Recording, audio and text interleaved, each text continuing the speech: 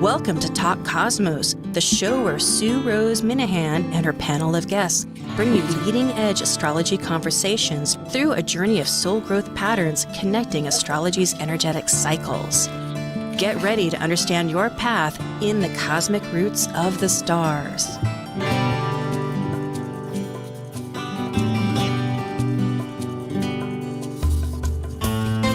Hi, I'm Sue Rose Minahan and host of Talk Cosmos, an hour panel every week where we engage fantastic astrologers, and we have 3 ongoing panels, and today is one of them. It will be the Planet Buzz, and today's topic relates to a fantastic idea that really we could relate to the entire nodal system transit that will continue until January 18th. Of next year, and that is new language for old ideas. We're in the Taurus archetype. That's how we're relating life. We're forming new values. That's one way we can consider this whole conversation. And with that said, we'll jump onward to that concept, because how we speak, it can be an art form. There's so many potentialities. The South Node being in Sagittarius, Jupiter, the ruler of Sagittarius, it has us form our belief systems, our visions. It's through higher learning. It's through cultural exchange. There's many aspects, not as far as planetary aspects, but considerations that it involves. The planets that rule it, Jupiter, is shifting signs, has shifted signs, thank you, on the 13th of May. And Mercury, ruling the North Node, is experiencing a shift, as it will energetically. 3 times a year it goes retrograde, apparent, reminding us, of course, it's our viewpoint as it orbits the sun. It seems to go backwards, but it's our experience. It also is what they call out of bounds. This happens with various planets, not all planets, but various planets, and it means without restrictions. It's an astronomical situation. There's a lot of information about it. You can Google it. In fact, Cosmic Collaboration talked about Mars out of bounds. But it is significant how it also adds to our experience. And it can depend on how it of course, how it relates to our chart and everything else. And that's what these conversations are about. The point is that we're relating this conversation to the eclipse coming up. Now, the eclipse is a potent full moon or new moon. This is a full moon coming up on May 26th that is like steroids, you could say, a full moon on steroids. There's so many ways to explain it. And that's exactly what we're talking about. It's a new language for old ideas, and it happens all throughout history, and the interpretation is sort of what gets mixed up sometimes. Yes, like, does that make sense or doesn't that make sense? And who are we listening to? Maybe the way I talk is not the way you like. Well, hey, we have 4 people here, and that's the glory of it. And it's also the birth of new things, and that has a lot to do with Talk Cosmos. Is not just relating facts, but it's an art form. Conversation. Yes, and it's the nodal right. So without going on forever, I am so glad to say it's time for Planet Buzz. Focusing on planetary ecliptic orbital cycles and planetary pairs called synodic cycles connecting the planets at the same degree that begin our relationship, these are the members of Planet Buzz. I'm Sue Rose Minahan, host of Talk Cosmos, an evolutionary astrologer and consultant, plus a certified color energy coach. I explore creative expression as an artist, a musician, and write abundantly, stories to poetry. I love investigating mythology's language, philosophizing eternity, and I'm a perpetual student of life, seeing oneness of body, spirit of people, animals, and nature. I'm Leslie Francis, author of the 2019 and 2020 Llewellyn Sun Sign books, a practicing professional astrologer intuitive, a lecturer, and host of my own podcast, Coloring Outside the Box. My lifelong search to understand what it is to be human led me to develop my own approach to astrology called purpose-centered astrology. I passionately seek to support people in their greatest act of creativity, living life, through consultations and webinars. Creator of star cards, I love talking and making people laugh. I'm Tara All, an astrologer, writer, and artist who loves spirituality and metaphysics. I practice and teach evolutionary astrology, and I work with the tarot, crystals, hermeticism, and animal medicine. My approach is creative and experiential, and I created a YouTube video series called We Are the Planets through EA Zoom meetings. I also speak at conferences. Currently, I'm the resident astrologer and lead writer for Sage Goddess, and I serve on the ESAR board as marketing director. And I'm Dr. Laura Tad. I have a PhD in human science and work as a spiritually oriented psychological astrologer with people around the world. I teach and lecture on astrology both in person and remotely. I have a blog. I have written for the Mountain Astrologer, Celestial Vibes, and Tarot.com. Additionally, I am the educational coordinator for Live Life Resources, an educational nonprofit specializing in resiliency training, education, and research. And as the ancient Hermetic code reveals, as below, so above. As above, so below. And here we are. Yes, indeed. So let's say that language, if we're getting new language, that's like a rebirth. And I'll enter with this. I started to look through my books. I have a lot of books.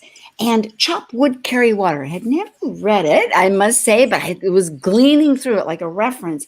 And up popped pretty soon about 1976, a bicentennial for the United States of America Declaration. And Tom Wolfe, author perhaps familiar to many that wrote countless books, known for Look Homeward Angel, You Can't Go Home Again, The Electric Cool Aid, Acid Test, The Painted Word, and Leslie, what was that other book? The Bonfires of the Vanities. There you go. Tons of them. So people are aware and connected. Said what was happening then was the Great Awakening. Well, what was that? And it's been called now the Conscious Movement. It's been called the New Age. It's been called the Aquarians Conspiracy, which at this time in life is like got a lot of cousins, conspiracy about all kinds of things. But this new spirituality is not, as we know, really new. It's recoined. Like, for instance, even Huxley called it the perennial philosophy inherent in every traditional sacred mysticism. If you go to Ram Dass, Be Here Now, he said every label, it goes. And even the term enlightenment, if you say you are you? It is a constant rethreading of ideas, consciousness, and expanding from the collective consciousness to expanding the collective unconsciousness. And okay, so I think I will, the last thing I want to add is synchronicity. I realize, my gosh, doesn't that tell it all? C.G. Jung coined that term to mean that coincidences weren't just maybe happenings, but celestial. He didn't say celestial, but truly, let me find my notes here, Sue.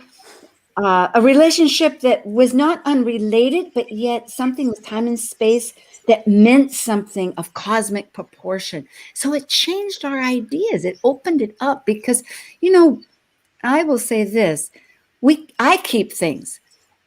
I keep little notes, quotes, and things to remind myself to get out of an old thought, and I forget them. And then suddenly you hear them, and it opens up the door again, or you hear what they say, a guru that opens up an eye and then you toss that one out.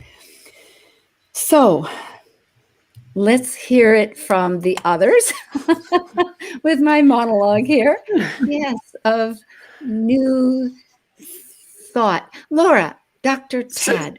So a couple things that came to mind while you were speaking, and thinking about 1976, and Neptune was in Sagittarius at the time, and Jupiter, which rules Sagittarius, just got into Pisces. So we have this flipped archetype that happens to be going on at the moment, with threading back to 45 years ago, that we do have the same archetypes in play at the moment.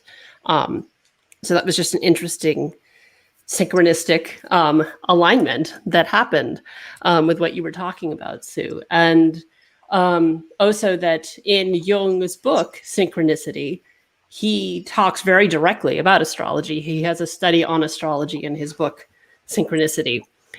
So he used quite a bit of astrology in the latter part of his life and career.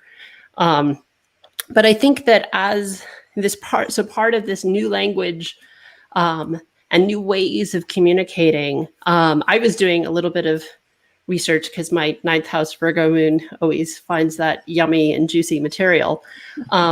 And this current astrological alignment that we have, this signature of the South Node in Sag and North Node in Gemini, with Jupiter having just ingressed into Pisces, as much as both of those signatures independently happen fairly regularly, right? It's an 18.5-year cycle for the nodes, a 12-year cycle for Jupiter. They haven't lined up like this for 130 years. In 1891 was the last time the South Node was in Sagittarius and Jupiter ingressed into Pisces. And doing a little bit of research, discovered that was when England, London, connected to continental Europe with the telephone. So we get this communication, this new way of communicating that's showing up for the very first time, the last time this signature showed up. And it was also the opening of Carnegie Hall, which was also sort of a new way of communicating old things, because it was classical music and music that was contemporary at the time, but also older, being presented in a new format in a new environment. So I thought that was an interesting expression of this signature and what we might be sort of thinking about in this next year when we have this combination of the nodes where they are in Jupiter for the next, it'll ingress back into Aquarius, but the next year or so, lining up of what type of the communication, not just being words themselves, but how we go about communicating, the methodology in which we express ourselves, also going through transformation. That is so significant. And it brings it right back home when I was beginning off that it can be an art form. And music, I want to just add, is so important with Pisces. Absolutely. Leslie, I see you. Sort of nodding, you mean?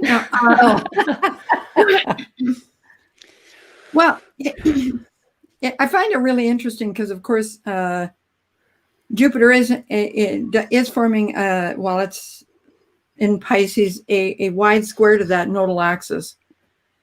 And for me, that's an indication, of true expansion, like getting outside of the ways that you've looked at things before. Even though Jupiter is the ruler of the South Node, it's in the sign of Pisces. And for me, the world of Pisces is what I call the world of all possibilities. Mm-hmm. So here we are, and we're going to immerse ourselves, and I hope not drown ourselves, but anyways, immerse ourselves in imagination, in imagery, and allow our senses to float free, so that when Jupiter retrogrades back into Aquarius, we can get a sense of direction from it. So, any attempt at this point in time to be super hyper logical about what this means is going to be a bit of a challenge. So again, we're back to synchronicity. So I would say to people, pay attention to whatever imagery strikes you, whatever, animals cross your path, whatever you you feel in your solar plexus, because that will be a key to you beginning to language your life in different ways. You know what? This is so profound. I love this panel and I love all this conversation. I have a lot of ninth house, and we'll talk about our personal things at the half hour. But Laura, I'm thinking, and with connecting with both of you, are saying that the telephone just going across is a lot like ESP now, and in a sense using so many other forms, you know, realizing that we are, with Pisces, we are part of our native inheritance is a connection to our spirit. We are a spirit. So with that said, you know, it's and how life has tried to talk about that since the beginning of time. And affirmations, I think affirmations also, that was a thought that I was thinking, it tries to take an old feeling, if this relates in this whole idea, you know, something that was negative and twisting it around and make it work for you. You know, it's anyway, such as grateful, you know, it's a gift with an opportunity. But so maybe one thing, unless somebody wants to pop in, I'm thinking that this full moon, the lunar eclipse that we're talking about, is May 26th, but we're in the eclipse season. The energies are strong, as we had declared, and it will be in early Sagittarius. It's 5 degrees and 26 minutes. So it is this portal, I would suggest, that connects the heart and the mind. If you look at it with Venus and Mercury so closely attached as far as the degrees, it's conjunct. And it is trying to rewild. I think the word rewild, that's a new word I've been hearing. You know, we're so can be disassociated from nature, right? I mean, you can live in an apartment building totally devoid of any plants. So rewilding is something important to build that relationship to our identity. Well, if we could add that full moon total lunar eclipse is going to be conjunct the south node, square Jupiter, as Leslie pointed out. So to me, Jupiter squaring the nodes right now is significant. And then the eclipse, of course, is just going to link that in more. But when I think about rewilding, and I agree that term has come up in actually my world at Sage Goddess too, we have a whole set on rewilding, like it's definitely being used right now.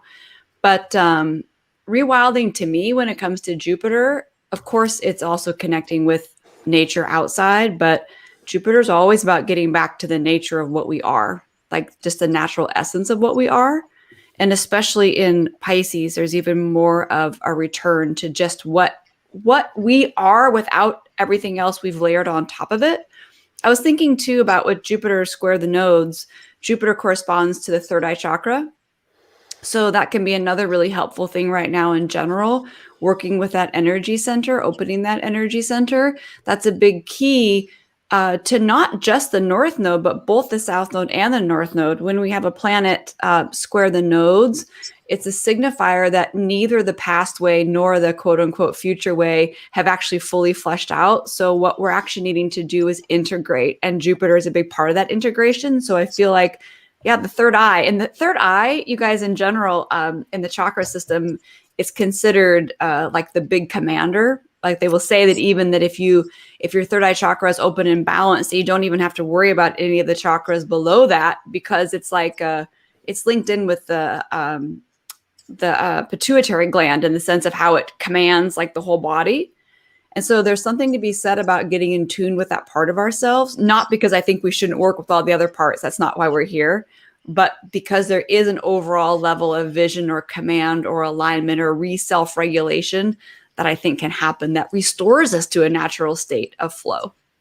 Yeah, I am thrilled that you brought up that fact, because rewilding I had not mentioned, but yes, that's the excitement is that it reconnects us to our Yeah. wildness inside Mhm. and the truth, our authenticity. Yes, that is absolutely right.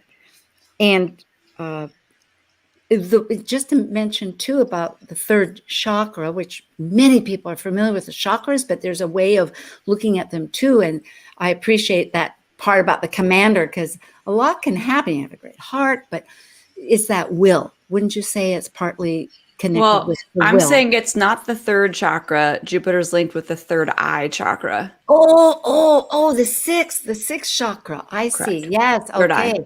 Thank you. Ajna. The Thank you. ajna. Yeah. Okay, yes. Our Mhm. inner vision, yes, of yes, thank you. But it's Okay. also, but it's our ability to see life as it is, right? That's a big part of what that third eye, what the ajna energy center is being able to expand to see life as it is in its full essence, which is a very Jupiterian thing. And really, that's what this new language for old ideas, it Mhm. reconnects, because we're trying to get back to the core.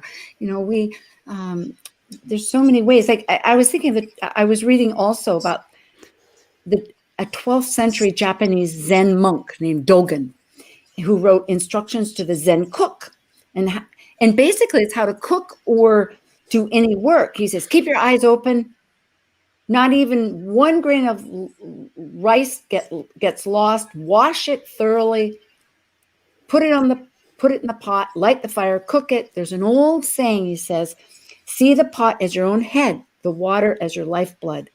And the point is that it was vital to clarify, because words clarify. That's why we have the Gemini. It labels. That's one of the main features, which I tend to forget, but identifies where we're at, our environment, immediate environment, and you have it harmonize with our life and our work. So, I mean, that's whether we actually get there or not. But what you're saying too is, I think we're all saying that's another factor of, but so many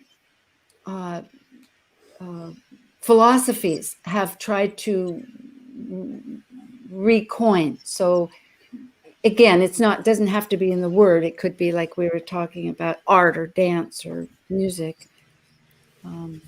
Well, the same way that Dr. Tad was just saying that we're having this unique lineup of energies again. What did you say? 1891's the last time we had the South and the North Node or whatever. Yep. So I'm thinking, okay, so and Jupiter square the nodes. So we know that history always repeats itself, but we get a chance to look at it in a new way. And I'm just saying that Jupiter in the third eye helps us do that. Like, because I mean, Grant, we could go back and read Marcus Aurelius stuff and it's applicable today. I mean, we don't change that much as human beings, really. Like that's when it comes to those spiritual things, we don't. So it's like, how many chances do we get? Another chance, another chance. So for, Dr. Tad pointing that out, that's very interesting to me, because I think, whoa, okay, that's back up now. But we're in a different position to look at it, right? We have different techniques and different knowledge and different understanding, but to me, it's not lost on me that the past is present, like literally with that signature. So Yeah, I just want to throw this in. Apparently, Microsoft, I think it's Microsoft, just announced that they have created the smallest yet most powerful microchip ever. Some of this stuff that I'm not making any comments about that, just interested in the timing of it. Yeah. It comes as we're talking about this, right? More information's, and as Laura was talking, it's interesting to think about. So if that's what happened in 1891, what are we going to be looking forward to going forward? I'm going to toss it. Maybe we're going to discover that we can telepathically communicate with people, and that we actually don't need physical devices. Yeah, I think so. Because yes. And if I might add about that, what we're talking, it's all thrown in here together, but about the idea of taking old ideas or old language and new the language and the ideas. The point is that it's partly like, why do we care? Well, it's the experience. Language has gotten, I think, so concerned with material of how to communicate. How do you, like, I just bought a TV console, all the instructions, do this, do that, look at the pictures, follow the rules, blah, blah, blah. They're necessary, but joy, by connecting with the wildness outside, by bringing in inside our inherent purpose to have joy. And yes, that's what I wanted to add.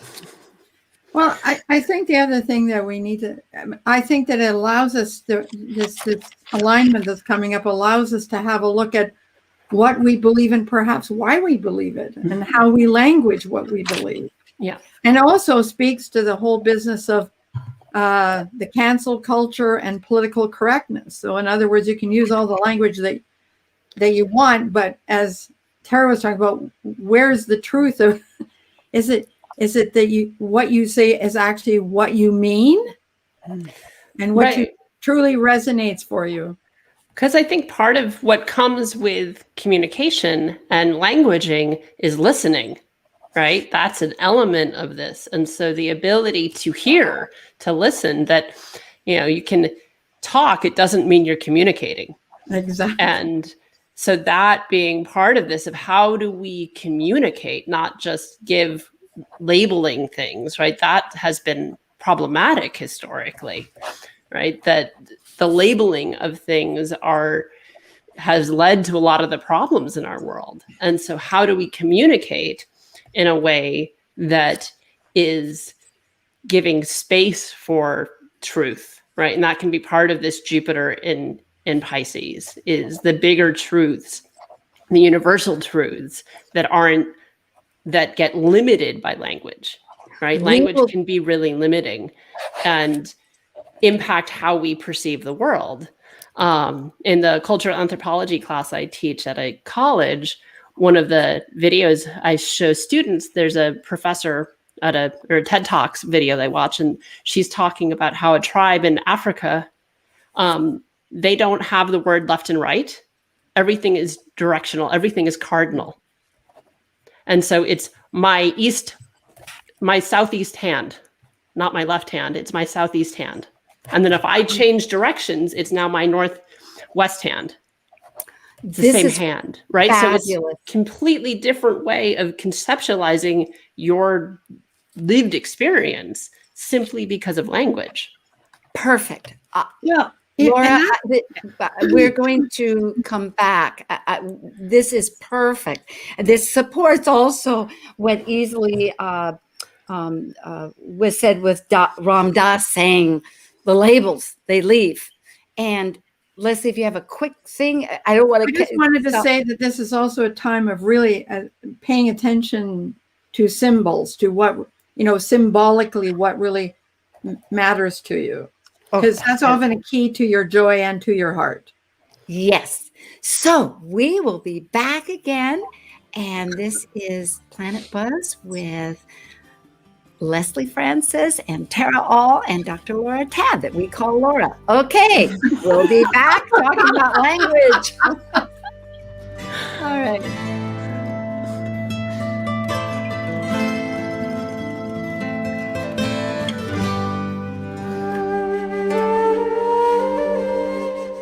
While we take a break from this week's edition of Talk Cosmos, let's take a look at this cycle's archetype. We're currently in the period of Taurus.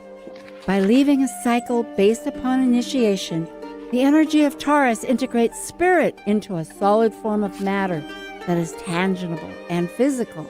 It's an earth sign, concerned with self-sufficiency and the values to maintain the strength of a life form throughout its survival.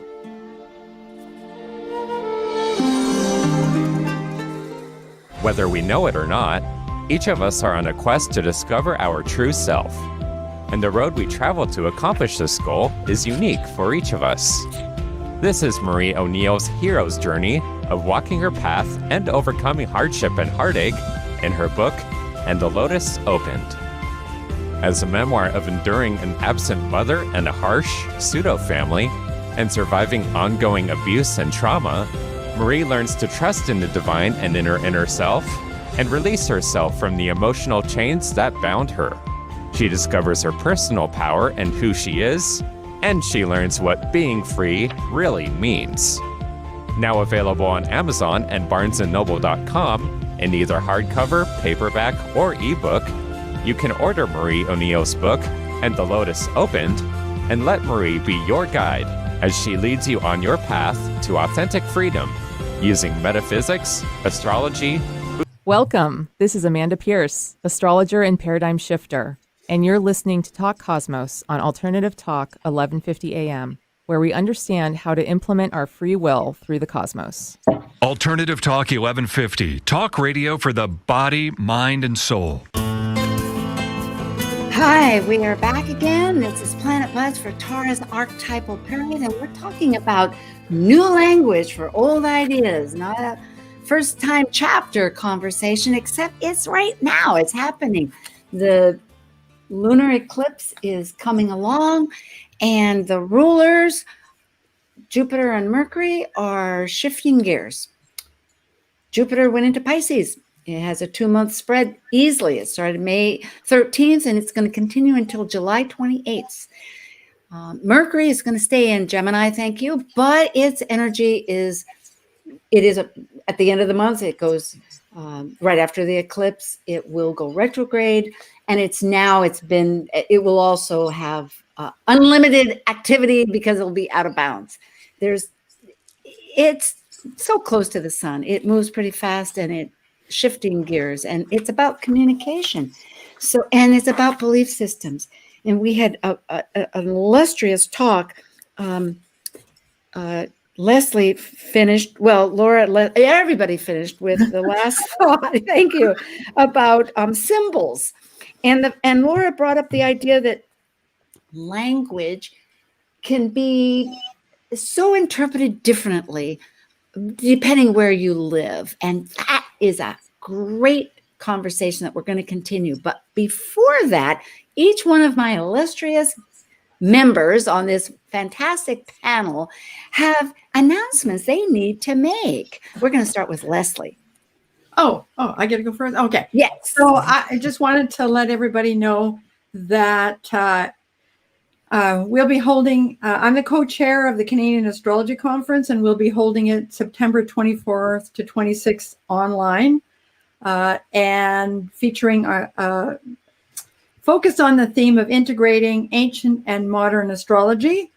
Dimitri George will be our keynote speaker, and the rest of the cast includes 11 Canadian astrologers.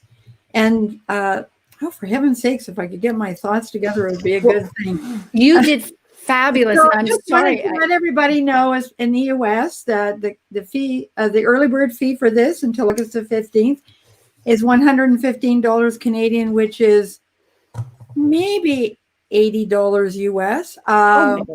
So please join us. And we're even going to have some giggles and laughs on Saturday night.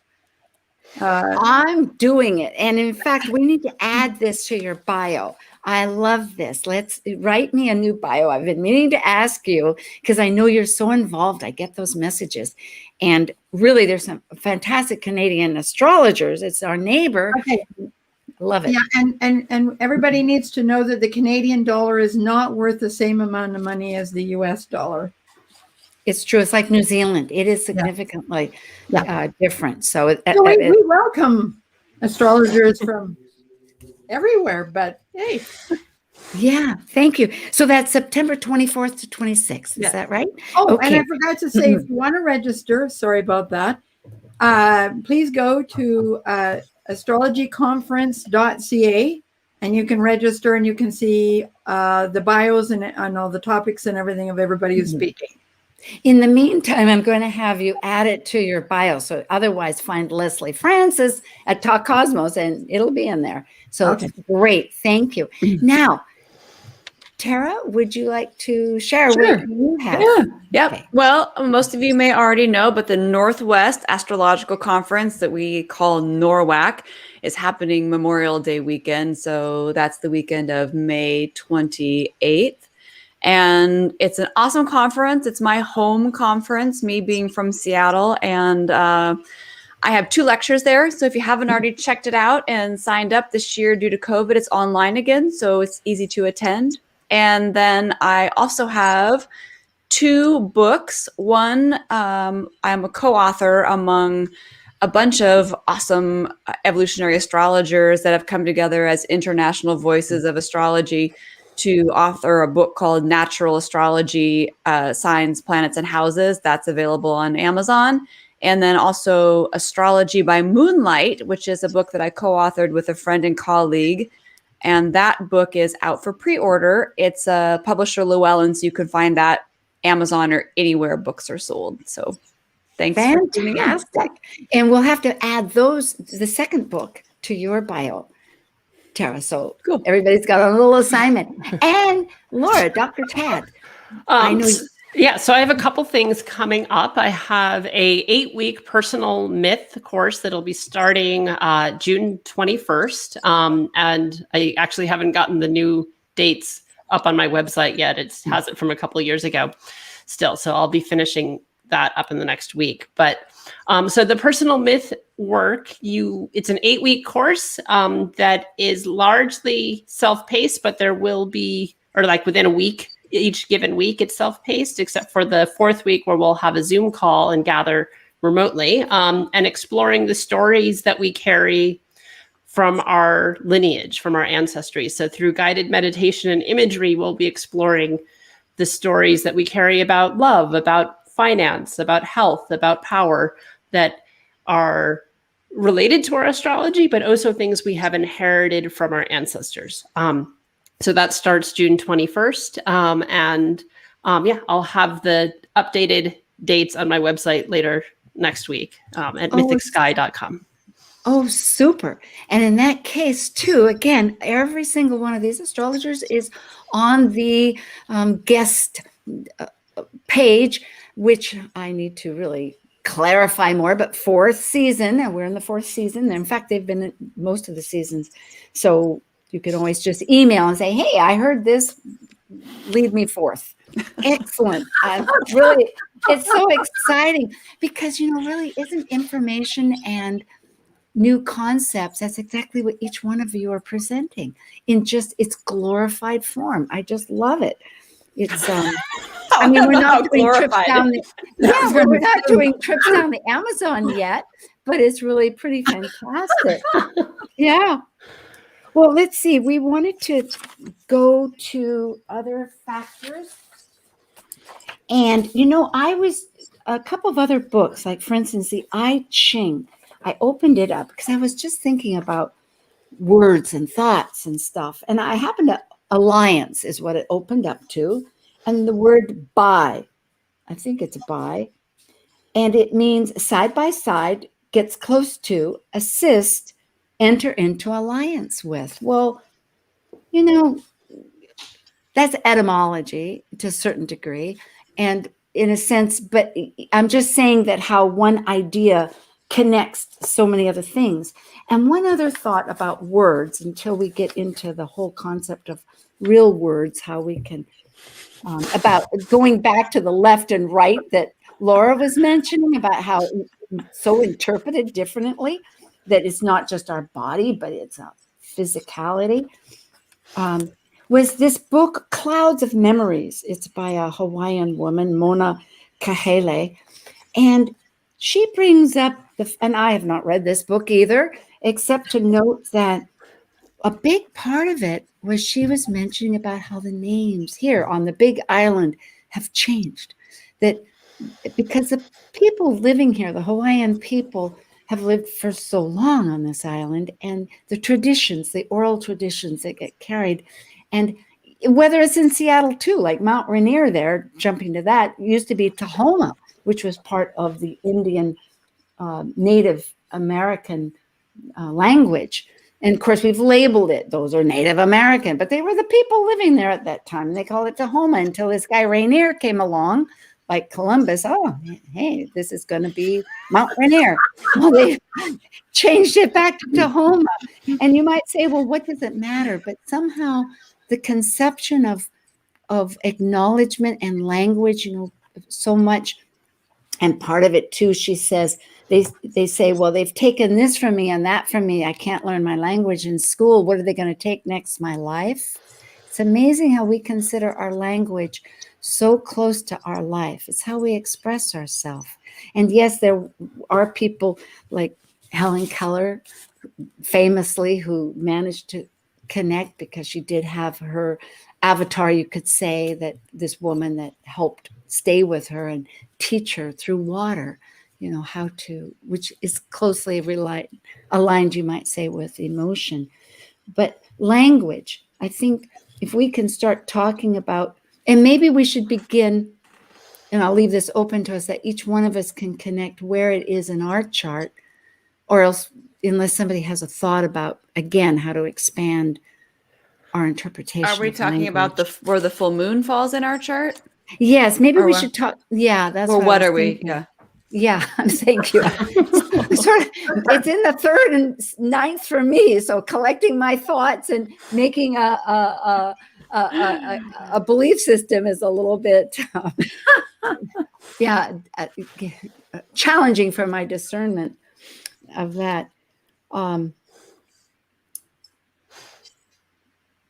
Okay. Yeah, I guess I came across with 2 ideas. One was about picking up about this idea that words, what time do we have? Yeah, it changes so much. Like, for instance, I'll finish one thought with that, and then unless somebody has something in mind, we'll go personalize it. For instance, there was, besides that illustration, in the Spanish language, I understand that if I were in English to say, I am hungry, in Spanish, it says, I have hunger, rather than use that in a possessive, like my whole body is, I am this thing. Rather, no, I am who I am, but I have this, I have hunger right now. So I think just that identity of consciousness changes a lot. Okay, I will begin with my own 3rd, 9th house. Let somebody else talk. Where is it in your house? Laura or Tara or Leslie, who would like to say where the eclipse is in your house that's getting activated? Maybe Let's Laura. not all talk at the same time. Yeah, Laura, maybe let's start with you. Apparently we really don't want to talk about this. No. Yeah. Well, for me, it's a shift because, of course, when the North Node progressed into Gemini, it was sitting in my happy 11th house, which put the South Node my 5th house.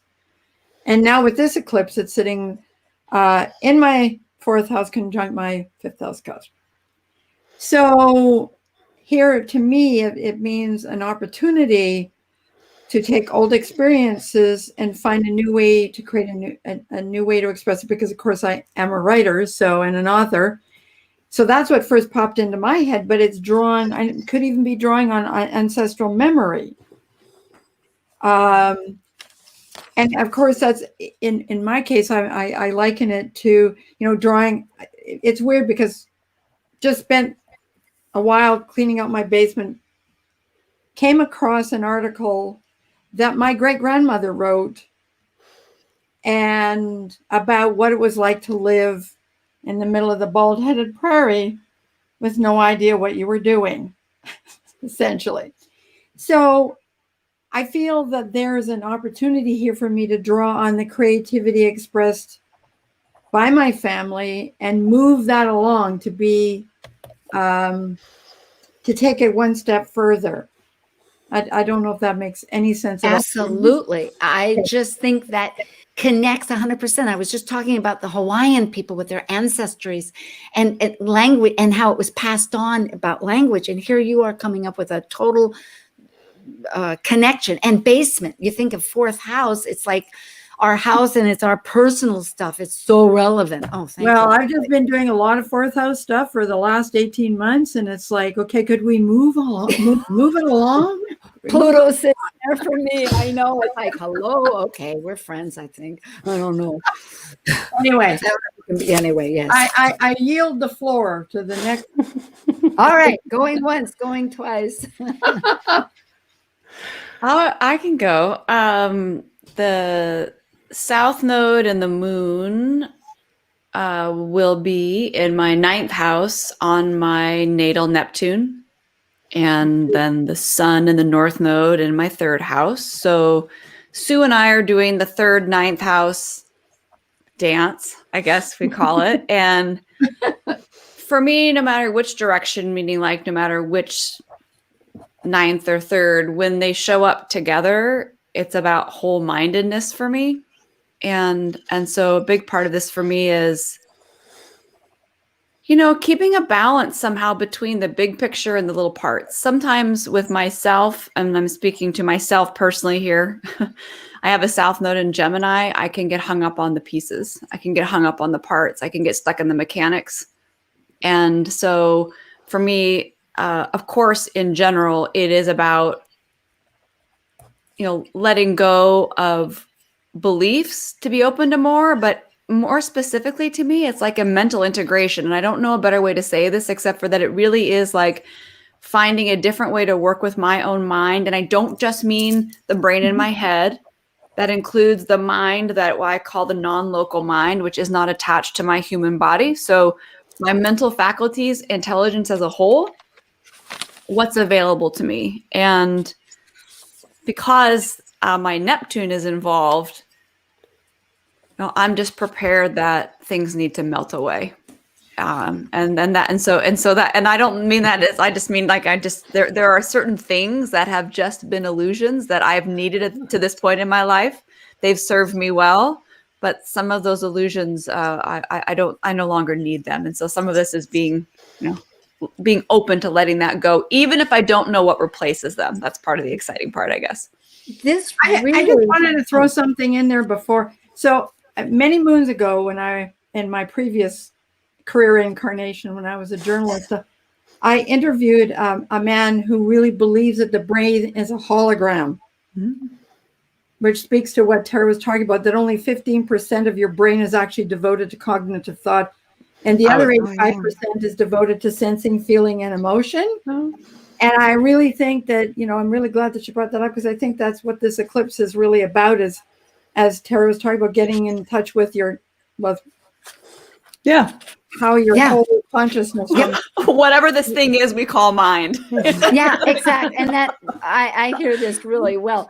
Laura, what was going to be yours? And then So the way that it happens to line up for me is that the nodes and the luminaries are straddling my ascendant descendant, right? So the nodes are in my 1st and 7th, and the moon will be in my 12th, and the sun's in the 6th. It's like a couple degrees both ways. wow. Because I've got an 8th house ascendant, right? So it's right in, it's like the midpoint between the two for me. And part of how I see that is there are things from my past showing back up. I'm looking at possibly teaching at some of my alma maters. So it's like, going back to places I've learned before, but now I'm the educator. So there is this new manifestation of it. And finding new language for what I've studied, but in degrees that aren't necessarily a perfect fit, but there's still a way of making the language work. So I think that's part of how that's manifesting. And there is this piece, because it's also pulls in my Neptune, just because we're born close together, Tara. And so this intuitive piece, and the Jupiter's in my 3rd house. So like the intuitive communication, trusting what I know, regardless of the rational way that I get there. Yeah, totally. That's yeah. This is so great. For myself, it's also 3rd and 9th, like Tara. And I have my sun in the 9th, but in this natally, but in this case, the moon is conjunct my Chiron exactly 5 degrees Sagittarius. Thank you. And in fact, so I am redefining the whys of who I am, what Top Cosmos is. I'm going deeper, much, much deeper. You know, the whys that I had were like mainstream now. I mean, it's like, yeah, we all want to connect our whole self. In fact, I'm redefining, in a sense, what I found out about postmodernism. I went, oh, I like it. It's saying that we're plural, and that this hologram that I agree with, we don't need to like be the whole kit and caboodle. We don't need to be the soup or the potluck. We can say, I see all this smorgasbord out there, and I can identify and I know what's there, and be aware of it, of this consciousness. So it's like a new, I guess I'm looking at, and how to express that in a short way. Any rate, it's and a lot of it goes, I think part of it is like being authentic, because if we have Chiron involved, it's like realizing, okay, you can tell your story a million times about why this or that isn't working, but let's shift gears and just find out how that might work for other people as a tool.